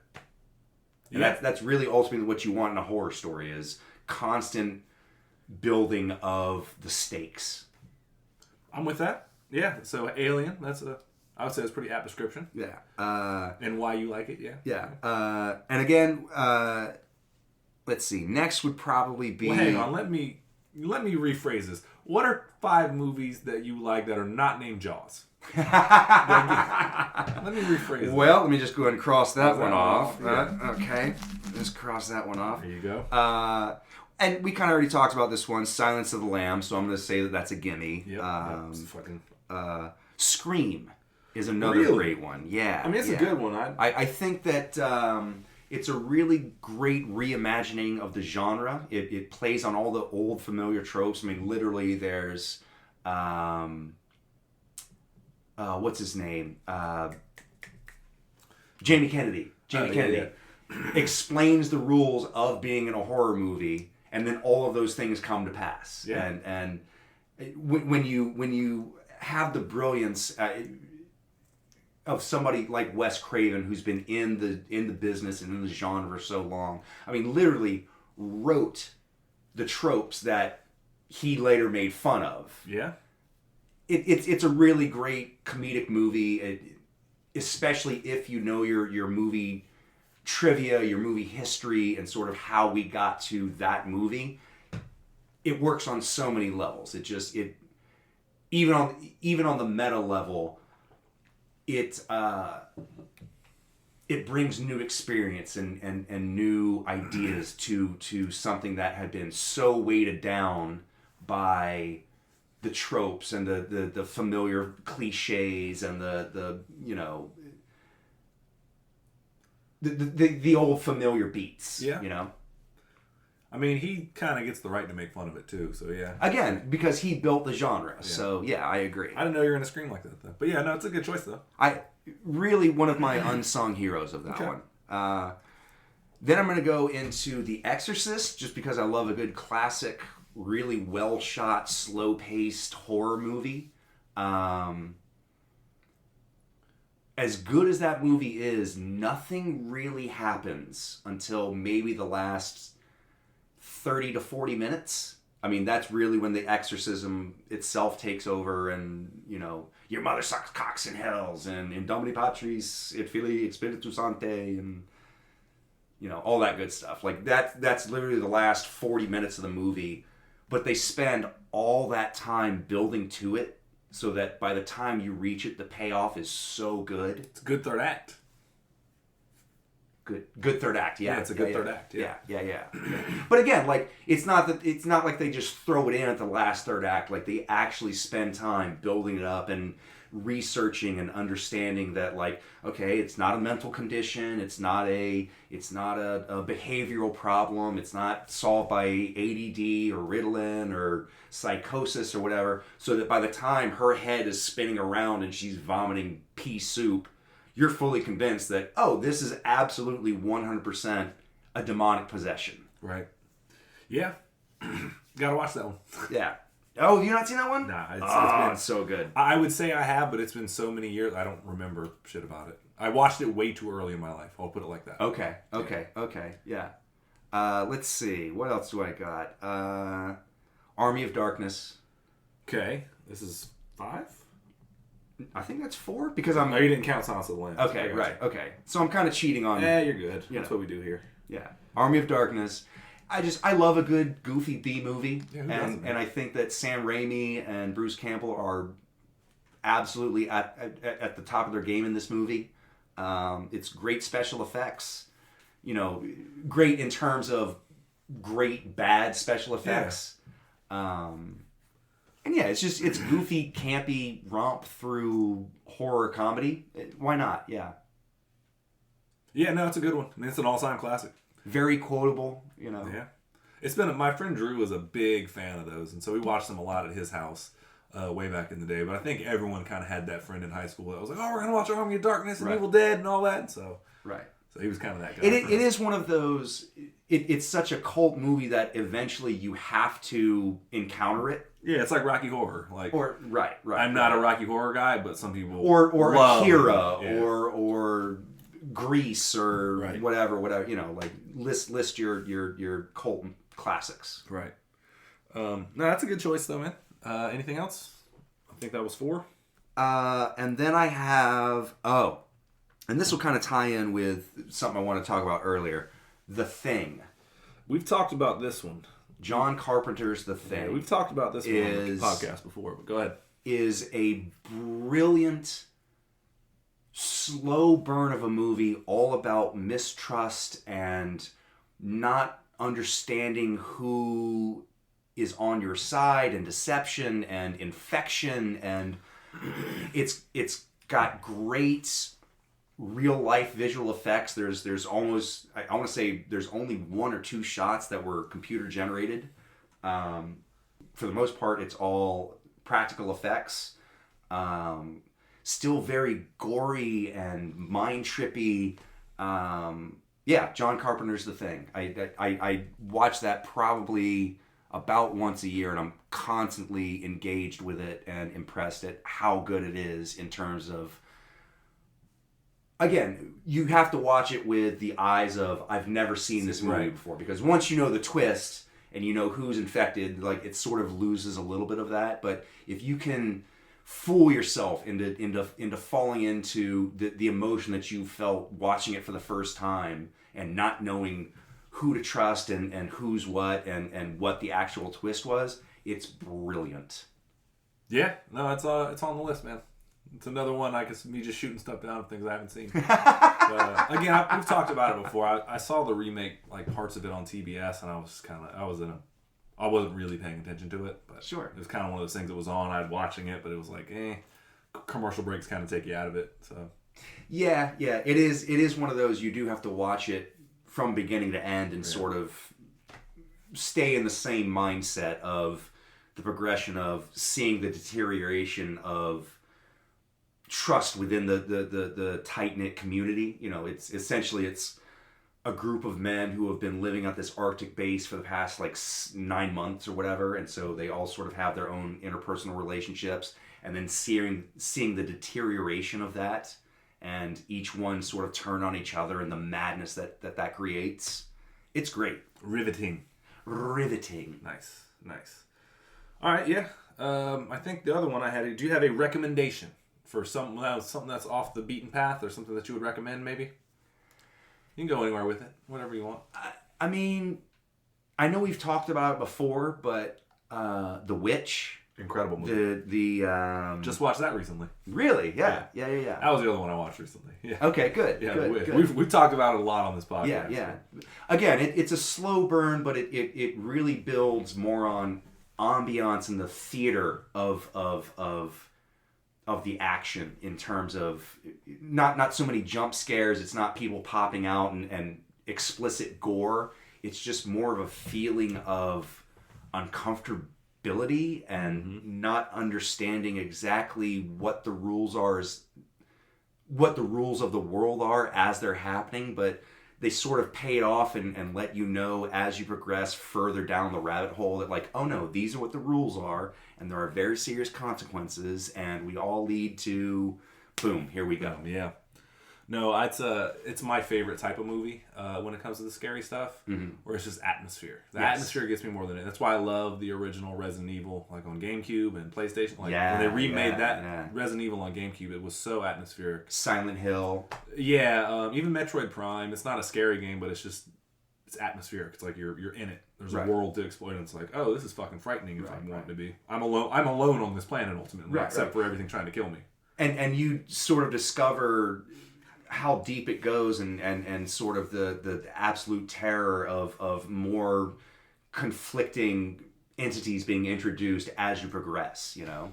But yeah, no, I was watching The Witch recently, and I'm sitting there watching it, and Angie's out doing her thing, and Sawyer comes in, and it's the scene where the old lady witch is like in the corner and like suckling the goat or whatever. Right, yeah. He's like, Marcus, you was watching some weird shit. Why, what the hell I gotta watch? Gotta be weird, man. Like, also, you just came in at a bad time. Yeah, whatever. It's a great movie, though. It is. Again, I've said it before. Robert Eggers is so good at building tone and building atmosphere. Yeah. No, I'm glad you brought that up because that was the one that I watched recently. But The Witch, yeah, if you haven't seen it, please do. Good recommendation. And quite frankly, Anna Taylor-Joy is fantastic in it. Good in everything now, dude. I mean, she's hit that point where it's like... She's kind of the Daniel Day-Lewis of her. Like, she can just drop it. Hold on now. Don't be dropping Danny Days in there. Old Danny Days, old Danny Dollars. Okay, you're right. I'm sorry. She's the Reginald VelJohnson of her day. Sure. No, she's really talented, though. All right, because I know you're going to ask me. I would say... I'm not allowed to name Bram Stoker's. Yeah, because I mean, I know how you feel about that. Yeah, so that's why I said it. Other than your top five, I'm sorry. What's your top five other than Bram Stoker's Dracula? Okay, fair enough. I figured that might happen because you knew I had it written down already. Anyways, on the same vein we were talking about The Witch. There's a recent movie, and I've only seen it 3 times, but it's not because I don't want to watch it more. It's because I wanted to keep its appeal, and I will just burn things to the ground if I get my hands on it. Hereditary, Ari Aster film. I fucking love that movie. I love that movie, man. It is a very slow burn, and it just pieces it together little by little, and just bad shit just keeps happening. That one gets me, and it's just atmosphere, man, and it's like... And it's not like jump scares. There are jump scares, but every one of them is earned. That's my thing.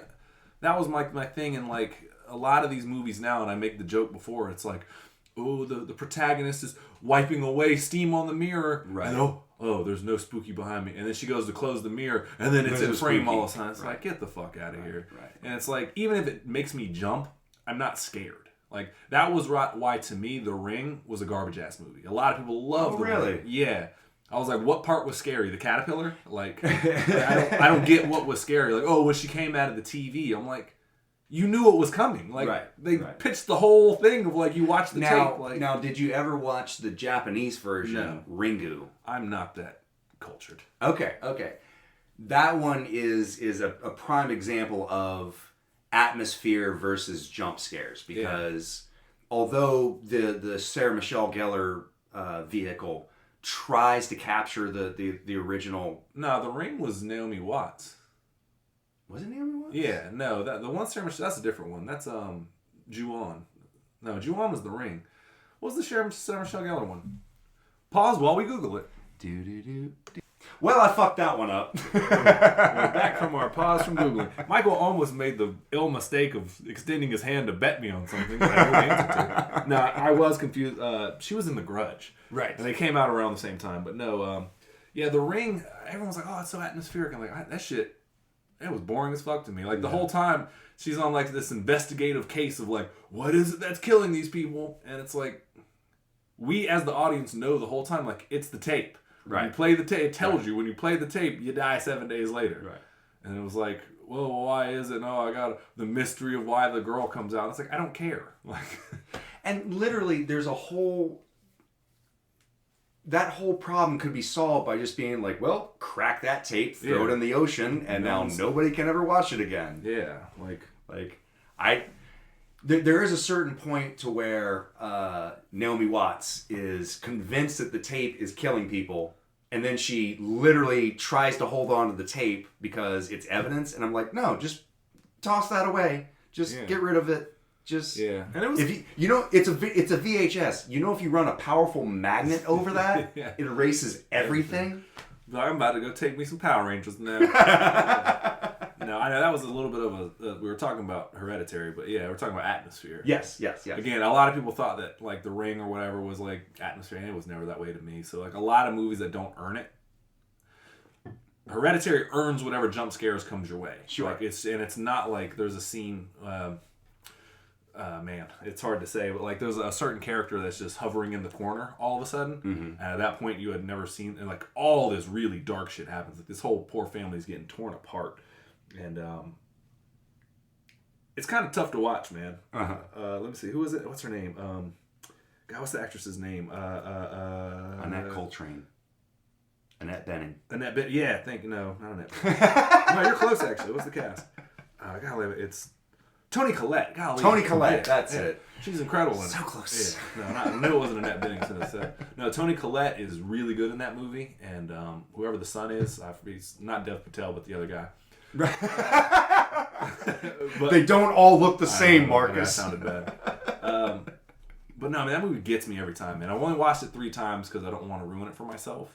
But Hereditary. Strong recommendation. Good. Slow burn. Good. Really good. Good. Same vein of Robert Eggers. Ari Aster also did, what was the one? Midsummer. Yeah. Right. Which we'll talk about later, but the other one, I put Addams Family in there, but we talked about that, so I'll replace it with another one. Every time the Halloween season rolls around, I love to get me some Godzilla in, and not like the modern Godzilla, like guy in a rubber suit, fighting aliens and this and that and the third. I love me some kaiju films. Yeah, the Toho films, Yeah, so classic Godzilla always gets me there. Love those films. Watched them a lot as a kid, obviously. Addams Family, I mentioned. I'll tell you one that people sleep on, and it's Jack Frost. And I'm not talking about the Michael Keaton. You're going to say the Michael Keaton family movie? No, that shit is garbage compared to this. Google Jack Frost horror movie. Movie rules, dude. Serial killer dies, inhabits a snowman, wreaks havoc on this little town, eventually gets defeated by antifreeze, melts away. It's fucking rad, dude. That movie fucking rules.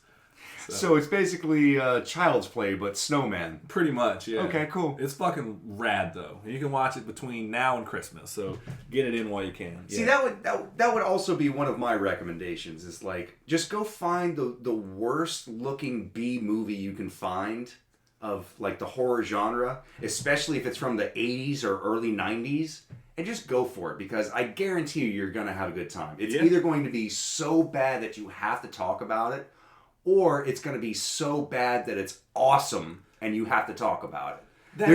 That is kind of the weird thing with horror, is like, even if it's bad, like even if it's, because there's some of it just tries to be bad and it knows what it is. It's a campy slasher. Sure. Like apparently the movie X that's out now is like incredible. Everyone's like, it's a porno slasher and it's great. Yeah. But we're going to bring you tits, we're going to bring you gore, we're going to bring you slasher. Yeah. We're good. Like, so as long as you deliver on those things, I'm happy as fuck.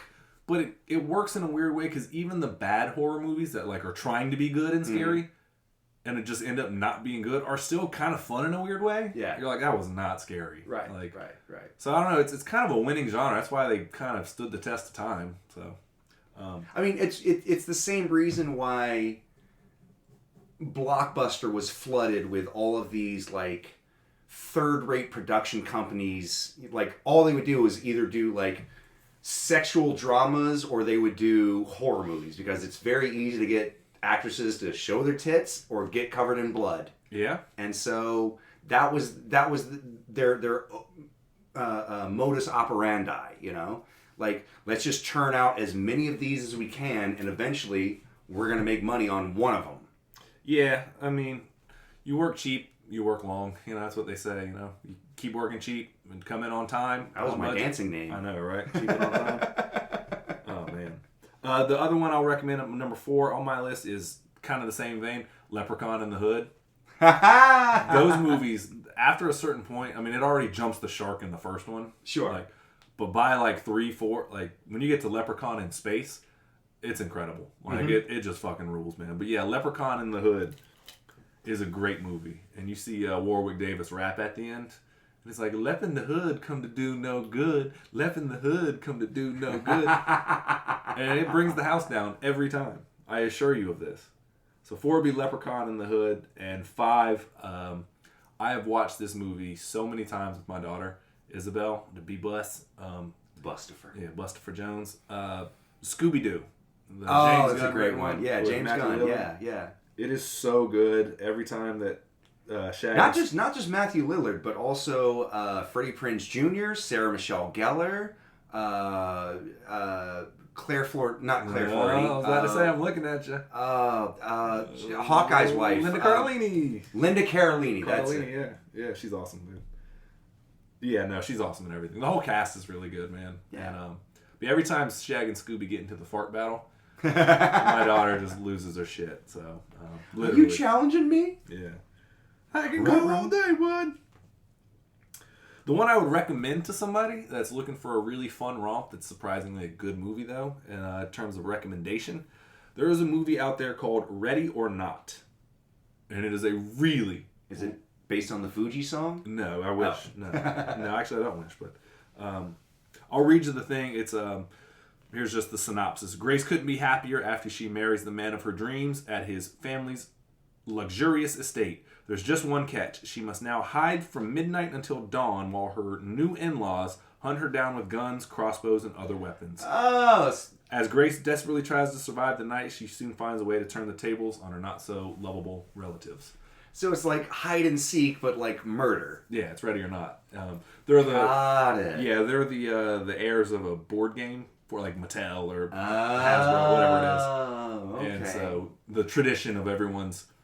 And there's a weird twist in it that happens. And the ending of that movie is so fucking satisfying because it just jumps the shark at the very last minute and then it's just like, and we're out. And it's fucking great. Cool. Yeah. Okay. If you haven't seen it, Samara Weaving, she's the lead in it. And it's a really, really, really fun movie. So Ready or Not would be my recommendation if you're looking for one this holiday season or next holiday season. Or just feel like watching something. How many counts would you give it? I will give it... A count of 10, 9, 8, 7. There we go. There's our Transylvanian pimp. All right, the last thing I want to talk to you about before we get out of here. Have you seen the new Ant-Man trailer? I have. What you think about that, son? Really? I mean, get out my only problem with it is they don't really reveal a whole lot. Good. Like, I don't really... Well, but in the sense that, like, I have no idea what the plot is about. Quantumania. Like, sure. Like, I see that they get sucked into the quantum universe. It's almost like Cool World or something like that. Or it's like Cool World? Yeah. You think so? Yeah. Where the noids... with noids in it? Cartoon? Doodles and Noids do not have sex. I want to remind you of this. You think that's what this is? No, but I mean it's the same plot line in terms of like person in real world gets sucked into fantasy world and now they have to or like what was the Martin Lawrence Black Knight where he got sucked into Camelot or these keep going with how you're describing this movie because this is bringing me great joy. I've gotten Cool World in the Martin Lawrence vehicle Black Knight. I'm just saying, like, I can already see where all the tropes are going. Other than that, I don't know anything about the movie. I don't know of any reason to watch it. It doesn't seem like they're connecting it to any other Marvel franchise, whatever. Wait, what? Just it has Kang the Conqueror in it, and you're saying they're not going to connect it to anything? But they haven't shown why Kang the Conqueror is... In fact, they don't even address him as Kang the Conqueror. Michael, let's... In the trailer, never once are they like, I am Kang the Conqueror, and here's what I want. Boom. Like... You can't reveal his motivations in the trailer. But you can, because they did it with Avengers and Captain America and every other fucking Marvel movie before it. I think you need to watch this trailer again, because obviously the bargain is you help me escape and I help you escape. That's what I think it's going to be. He needs out of this, and obviously Michelle Pfeiffer's knows. Michelle Pfeiffer's? She's in it, yeah. She obviously knows that Kang exists, and she's like, oh, that's why she was freaking out about the beacon. So, I mean, Kang the Conqueror is down in the micro. He was sealed away. I mean... And he's going to fucking hit him with the okie doke and release himself. The old bait and switch and trap one other bitch ass down there again. And he's going to go It's going to be Michelle Pfeiffer's or Michael Douglas. They're going to sacrifice himself. They can't afford to keep them on. Nope. Nope. But no, I mean, I disagree. I saw the trailer. I was like, fucking take my money now. I'm still more excited about Black Panther Wakanda Forever than I am. I mean, the two aren't mutually exclusive. You're going to see them both. I am going to see them both. Yes. It's not like you have 100 points of excitement. You have to decide which one gets which. You can be excited. You get 60% excitement. You get 35. Yeah. And 5. The rest I leave to myself. 5 is for that Ready or Not movie you just recommended. Yeah, dude. I don't know. I disagree. I saw Kang the Conqueror, and granted, I'm a fanboy for this shit, but man, I'm so in, dude. It's fucking Paul Rudd being silly. It's gonna be rad, dude.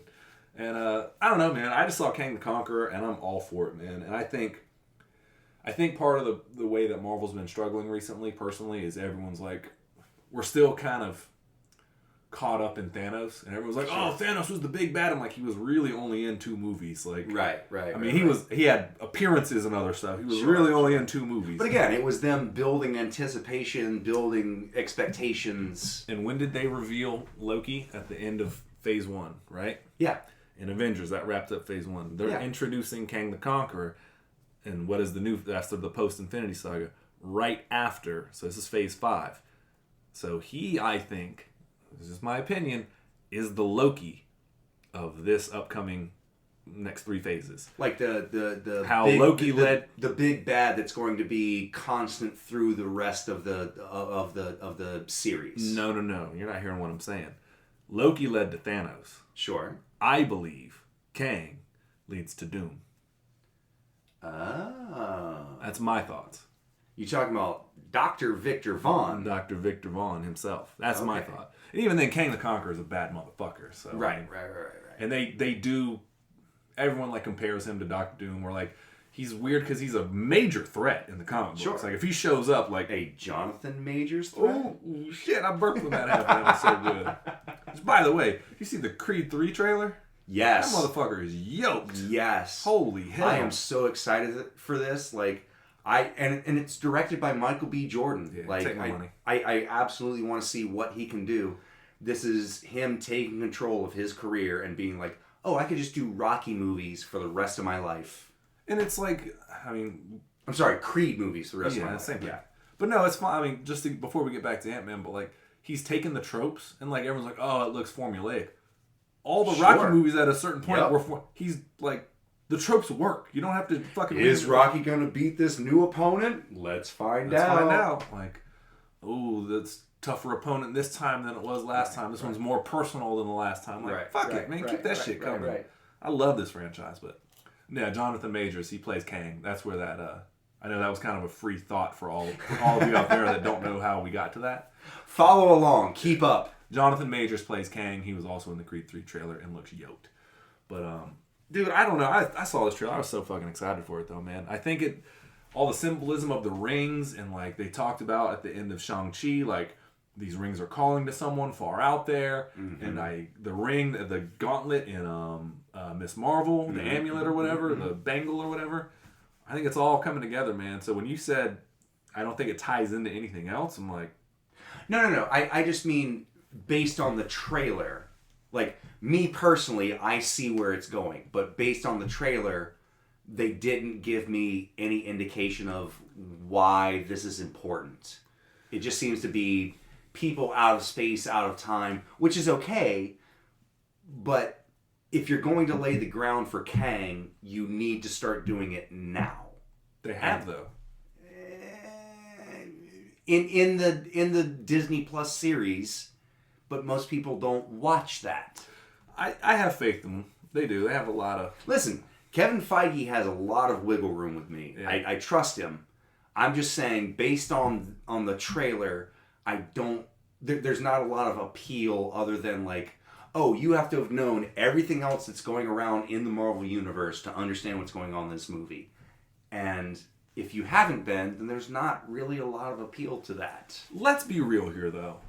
How many people, and I understand that there are children, yes, that this might be their first one. Mm-hmm. For the most part now, everyone's pretty hip to the Marvel game. Everyone follows enough. Sure. I will say this, though. I'm kind of glad that, I hope they don't reveal anymore. I'm trying to stay away from trailers and stuff. It's so hard because now they're just on everywhere you go. If you're on like the internet, it'll be like, oh, coming soon, while you're watching a YouTube video. You're like, oh shit, well, right. Just watch the Black Panther trailer.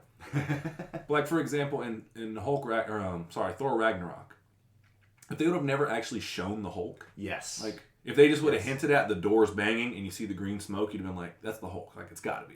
Sure. But they never actually showed him, right? And you didn't get the yes, he's a friend from work. Like, how fucking that theater would have exploded like it did for when Captain America picked up Mjolnir. Yeah. Like, if you would have not known that Kang was in this movie, because, unfortunately, the casting got out, and they're like, oh, Jonathan Majors plays Kang. Sure. And obviously, I think they did it also because they're like, we're going to reveal a version of him in Loki. Like, if you would have never known that, man, that shit would have blown the roof off the joint, man. And agreed. And so I think that they're saving something else of, like, hey man, we're really gearing up because Kevin Feige just. So you think that they're said, showing the cards that they have so that they can keep the ones that they aren't showing close to the vest, kind of thing. I think so. Okay. Because Kevin Feige said, I hope so. I really do. Yeah, he said we're not that far away from like the big bad revealing himself, and it very well may be Kang. They may very well may be saving Doctor Doom for even further down the road, or Mephisto, or whatever. Allegedly, I've heard rumors of Mephisto's casting, but I did too. Yeah, and Agatha. So can we just talk about it? Yeah, go ahead. So apparently, Jeffrey Dean Morgan is going to play Mephisto. I'm cool with that. Sure. About time. I mean, if you're going to pick somebody to play the devil, it was either going to be him or Sacha Baron Cohen, quite frankly. Sacha Baron Cohen would have been dope, though. Let's be really clear here. Especially like Tim Curry all made up, like a la Legend or something like that, or God, what else? Like Tales from the Crypt or something like that. Yeah. Yeah, it'd have been rad. But whatever. We got Jeffrey Dean Morgan. Sure. Negan himself, so... But yeah, I don't know. I'm excited about that movie, man. I just want to talk about the trailer with you because we haven't done it yet. I know. Yeah, true what you've been watching moment. Well, that's gonna pretty much wrap it up for us here at the What You've Been Watching podcast. We thank you for joining us for this very spooky spectacular. The spooktacular. As always, go watch a movie and talk about it with somebody that you love. Later on. Deuces. Blood.